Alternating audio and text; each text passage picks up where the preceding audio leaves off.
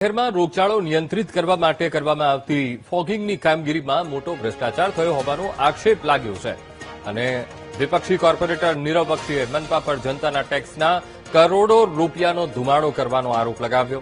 સમગ્ર bill કૌભાંડની vigilance તપાસ કરવાની માંગ કરી છે। ફોગિંગની કામગીરી કરવા છતાં રોગચાળો કાબૂમાં આવ્યો નથી, પરંતુ કોન્ટ્રાક્ટરોને ચૂકવાતા રૂપિયા બમણા થઈ ગયા છે।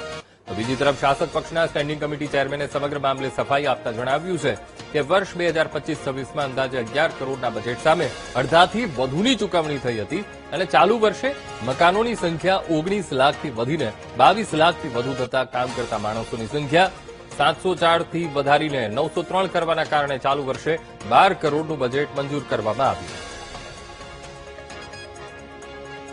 ધુમાડા ફોગિંગ કરવાની બાબતમાં પણ જ્યારે કરપ્શન થઈ રહ્યું ક્યાંક ને ક્યાંક સ્મેલ આવે છે। એનું કારણ છે કે હજી 15 દિવસની અંદરની જ વાત છે કે અમે પોતે પણ એની માહિતી માંગી હતી। ટાઇફોઇડના 3637 કેસ એક ખાલી એક મોટા ઝોન પૂરતા હતા। મુખ્યમંત્રીશ્રીના એરિયામાં પણ 300થી વધારે કેસો ઝાડા ઉલટીના થયા હતા।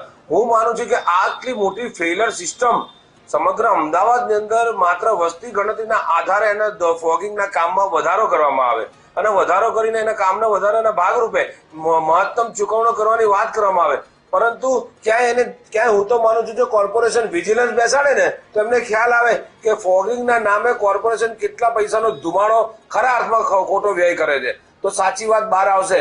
10.94 કરોડ રૂપિયાનું બજેટ મંજૂર કરવામાં આવ્યું હતું, જેમાંથી 5.57 કરોડ રૂપિયાની ચૂકવણી થયેલી હતી। એ વખતે 19,34,400 ઘર અમદાવાદમાં હતા।